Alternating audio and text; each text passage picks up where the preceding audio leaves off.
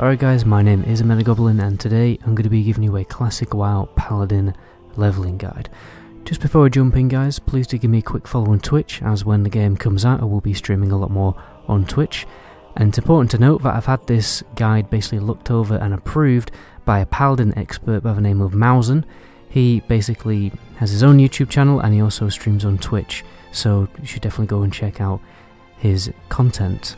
So, the first thing to note guys is I'm going to be giving you one of the most optimal leveling builds for leveling a Paladin, right? And it's probably the most standard build that you're going to get. I am aware that there are alternative builds that spec into Holy and, specs that spec deeper into Protection, but for the sake of keeping this video short and sweet, I will make, separate niche build guides in future videos, so stay tuned for those. But for this video, I'm going to be giving you your bread and butter, two-handed, deep retribution build. So this video is going to be separated into 7 sections. First of all, we'll have an FAQ section, all the questions that people ask, like what weapon should I use, what seal should I use, what aura should I use, that kind of thing. Then we'll go through the optimal talent build. We'll have a rotation section, just how to kill stuff really fast and optimally. We'll have a gear and stats section. We'll go through the weapon progression, and then lastly we'll finish off with some money saving tactics. So the first question people are probably going to ask is, what weapon should I use? The answer is a big, meaty, two-handed weapon. And slower is always the better. It's the same as warrior, the slower the better. The seal of command proc is based on weapon damage, so the slower the weapon, the more damage the seal of command is going to do. I would always recommend keeping a shield on you as well, just in case you want to tank in dungeon, and keep a one-handed weapon on you too. Or, there might be a situation where you're doing a elite questing zone where you just need a tank. So, the second biggest question is, what seal should I use? The answer is simple. You should use Seal of Command pretty much all the time. If your weapon is 3.5 seconds or faster, you may need to experiment though. If you have an oddly fast two-handed weapon, I would experiment with Seal of Righteousness, but normally Seal of Righteousness is not going to take over on DPS. And it is also important to note that you're always going to be opening with Seal of the Crusader on your first judgment to get the holy damage debuff, but we'll talk more about that in the damage section. The next question people are going to ask is, what aura should I use? Sanctuary aura is basically the way to go in single target fights. In the rare circumstances that you might be AoEing, then you want to go Retribution Aura, but that probably won't be very common. The next question is, what buff should I use? Most of the time you're going to be using Blessing of Wisdom to reduce your downtime between mob pulls, but if you feel like mana isn't that much of an issue, then, just because you're being very mana efficient, you may want to try putting on Blessing of Might. So the point is that you kind of have to feel the waters a little bit. So now we're going to go through the talents. In this video I'm going to go through the talents quite quickly because all I want to do is show you the order of the talents that you should be getting as you level up. We will be doing deeper dives and talking about talents in more detail in later videos. So first of all, the first goal really is to get Seal of Command and Pursuit of Justice as fast as humanly possible. So you get improved Blessing of Might, you get the improved Seal of Crusader and improved Judgment, and then you get Seal of Command straight away, and then 2 points in Pursuit of Justice. This is really useful for, just getting around faster, especially in caves and stuff like that. So then at this point, if you're going to tank dungeons, I would go for Rebout, but if not, if you're going to heal, if you pretty set your mind on healing or DPSing in dungeons, then I'd go for Devotion Aura.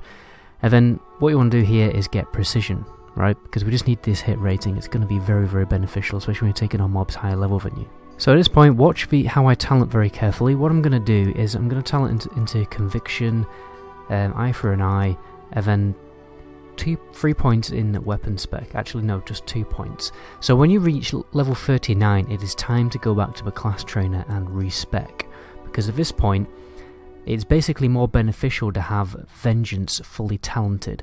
So you totally respec, you go back down the tree, and you get everything as you got it the first time. Obviously it doesn't really matter, but soon as Conviction becomes available, which is going to be, you get 1 point in Sanctuary Aura, and you get 1 point in Deflection, and then you get decked out in Vengeance. And then at this point you pretty much leave the Retribution tree behind and you go back into Precision. What you're doing is Vengeance fully stacked out is more beneficial than having Precision maxed out at that point. That's why we kind of sacrifice Precision for a few levels. So again, just go back and get Precision. Then at this point you're actually going to go into the Holy Tree, because there's actually some really useful DPS talents in the Holy Tree. You're going to max out Divine Intellect and Divine Strength, and then get Consecration, because that'll probably come in useful at this level. And then you ditch the last 2 points pretty much wherever you want.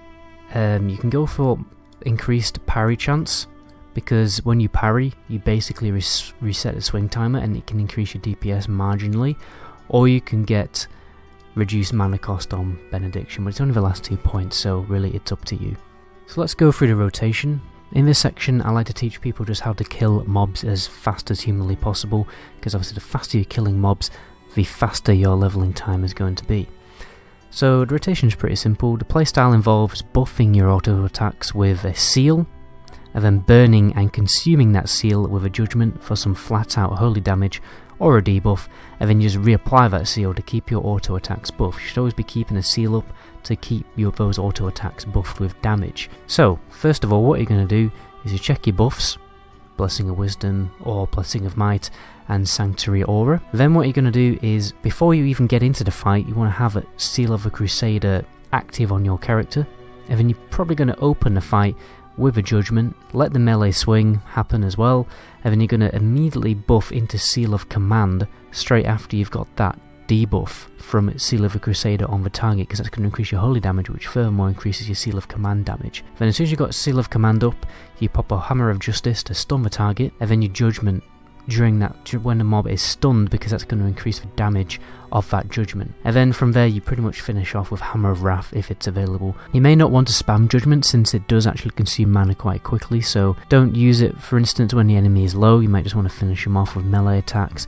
Depending on your level and gear, there will be like a sweet spot for the number of judgments you use in a single fight, so it's up to you to find that sweet spot, because you want to be minimizing your downtime and jump into the next mob very quickly instead of stopping to drink. It is important to note that if you have to top up your health with with a healing spell, Holy Light or whatever, I would do it as soon as the mob dies, right? Don't like let the mob die and then wait a little bit, like running off and then heal. What you want to do is you want to heal as soon as humanly possible, because you want to trigger the 5-second regeneration mechanic as early as possible. So you want to basically get the maximum amount of regeneration during that time where it takes to get to the next mob. In the later levels you can also start to use Consecration on Vengeance procs. That is quite mana consuming, it's only the last 2 levels as well. We also need to talk about Demons and Undead, because rotation can change a little bit there. You can start to use Exorcism, when against demons and undead, but be mindful that it is quite mana hungry. I recommend only saving it for very difficult situations where you really need to burn out your mana, do as much damage as humanly possible to kill a mob, for instance, before a patrol mob comes along. What I want to do lastly is briefly talk about the AOE rotation that's available to the Retribution spec. Obviously, Ret won't be a crazy AOE farming spec like the Prot spec. I wouldn't recommend going out of your way to do AOE. But after level kind of like 55ish, you can, at 58, you can have access to Consecration, you'll have Holy Wrath, which makes your AoE potential a little bit more viable, especially since, after level 50 you will be facing more undead and demon mobs. But I just wouldn't recommend doing actual AoE farming. This rotation, the problem with Ret is just it's not defensive enough. You just don't survive as a Ret as taking more than one enemy down as a Ret, and you just basically need a shield, you need protection talents to do AoE. But there will be a number of situations where mobs will just be clumped together and you just have no choice but to do AoE damage, otherwise you just won't progress in your quest. So knowledge of a good AoE rotation is essential, because you're just going to get into these situations where you overpull mobs and you just need to survive. So that's why I'm going to put it into the video. It's quite straightforward. Your seal will depend on how much balls you have, basically. Go for Seal of Wisdom if you want more damage, but go for Seal for Light for the safer bet and the more survivability. And you could go for Seal of Command for even more damage, but you will get massively mana starved and it's very risky. So I'd only do that on full mana, or maybe you have mana potions, or you have some pally power like Lay of Hands and stuff like that. So first of all, check Retribution Aura. You're going to switch over to Retribution Aura, getting your early Consecration, and then you're going to pop Seal of Light, then you're going to Judge, and then you're going to put Seal of Light back on, so you got maximum, healing going on as you're doing damage. You pop your Hodge, just to reduce damage on you. You pop your second Consecration if Vengeance procs, because you want the extra damage buff on Consecration, and then you obviously do Holy Wrath on a Vengeance proc as well. Just wait for that Vengeance proc to happen. And then just finish with Hammer of Wrath to execute, and you can fill in with Exorcisms as well, just to you know, if you're really struggling to kill the mobs fast enough. And obviously you can heal when you can as well. You might need to heal. And remember that you can also use Turn Undead and other pally power abilities like Divine Shield, Lay of Hands to get you through really difficult counters like this. So let me go through gear and stats. So stat priority is going to be agility, then intellect, and then strength. Okay, the reason why we go for high agility is basically for crits, right? 1, crits do a lot of damage with Seal of Command, and 2, they proc Vengeance proc. So at level 35, when Vengeance becomes available, agility becomes even more superior. But before you hit that level, there's no harm in stacking some big strength pieces because they're probably going to be more readily available. The point is you want to be stacking high agility and intellect plate pieces. They're quite rare to find, but they're not impossible to find. Just get them when you can.